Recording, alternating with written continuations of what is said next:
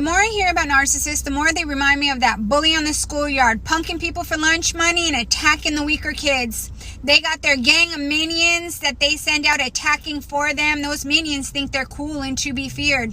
What they don't realize is that that bully is nothing more than a coward and uses them to do their dirty work. So what happens to the bully when their victim decides to hit back? They cower. They run home to their mommy, crying and playing the victim. At the end of the day, a narcissist is no more than that bully on the schoolyard trying to intimidate everybody with their loud mouth and fool them with their lies and manipulation. Narcissists are angry, but not because they've never experienced love and probably never will. They are angry because they are not as powerful, awe-inspiring as they wish that they could be. In their mind, they deserve to be powerful. They are their own worst enemy. They are angry because in their own unmitigated paranoia, they see adversaries plotting against them everywhere. They feel discriminated against and ignored. So what is a malignant narcissist? A malignant narcissist is really the most dangerous form of narcissism. They're the narcissists that have what in psychology is called the dark triad. The dark triad is narcissism, something called Machiavellianism, which is really deceitful, manipulative, undermining, dark part of a narcissist, and also psychopathy. So these are people that their level of lack of empathy and deviousness literally brings them to the point of being a psychopath, where they will do just unbelievable things to people to hurt them, get even. They'll set up intricate plots to set somebody up. So a malignant narcissist that's really the most dangerous type of narcissist. They'll insult, belittle, and criticize you, sometimes in a teasing and jokingly way, pushing your boundaries until you finally speak up. Then, they use your reactions to make you seem crazy. Within weeks, they could turn a somewhat confident, easygoing person into a hot mess of self-doubt and insecurities. Hey Jim, so what sets a sociopath? There can be a lot of things that will upset a sociopath. I think the two main things are losing control and when their cover is starting to be pulled. Sociopaths are people that disregard other people's rights and they disregard the laws. They don't think that the laws apply to them. When they start to lose control over people that they are trying to manipulate to gain something from, that can be a real trigger for their rage. And some sociopaths are extremely hostile all the time. Not all of them are. The other part is when you start to pull their cover and they start to be seen for who they are. That's another thing that will really upset a sociopath. There's this quote that says, some people will try to be taller by cutting off the heads of others.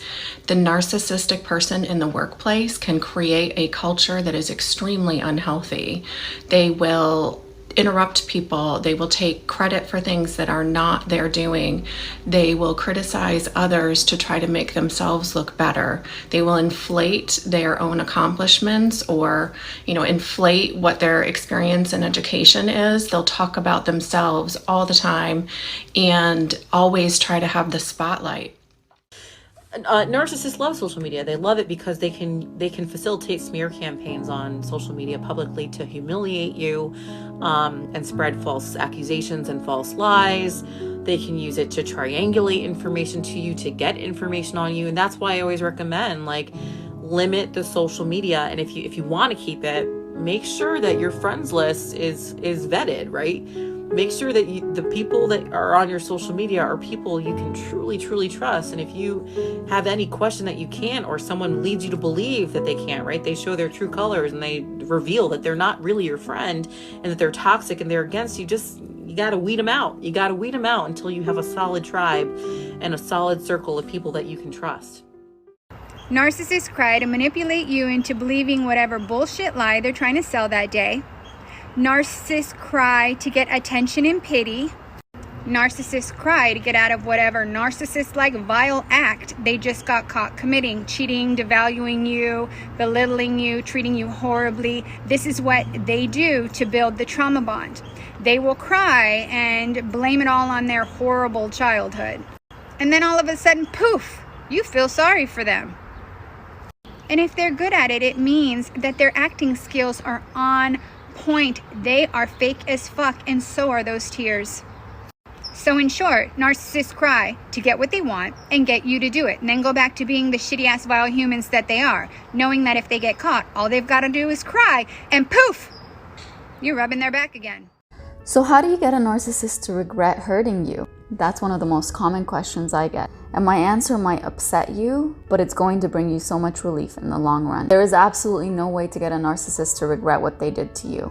And before you jump to disagree with me, hear me out. If a narcissist had the ability to regret hurting someone, they wouldn't hurt them in the first place. The problem is that they have no empathy. They have no capacity for it. They have no ability to admit that they made a mistake unless that admission serves them in some way. Isn't it wild how a manipulative, narcissistic person will hurt you over and over? Then, when you finally cut them off and stand up to the bullshit, they decide that they're gonna play the victim. Because that's what fits their narrative. That's fine. Go off. I'm great over here. Narcissists may not always know that they are narcissists. What they do know is how they're treating you. They do know that they are lying, cheating, manipulative, using swindlers who will stop at nothing to get what they want. They know exactly how they've treated you. They don't give a fuck how you feel. They feel entitled to what it is that they want. And if you are standing in the way of something a narcissist wants, you are standing in the path of war.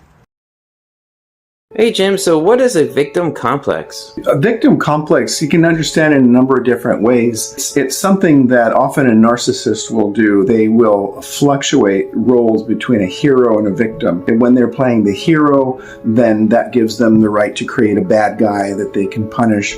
Or if they're playing the victim, they've been taken advantage of, again, that gives them the right to punish somebody. Victim complex or victim mentality is also something that people can develop when they've experienced early childhood trauma, when they've had a life of being victimized. You can also develop something that's called learned helplessness that's very similar to that, and that's when somebody tries and tries and tries to achieve something and they never get anywhere and they just start to give up.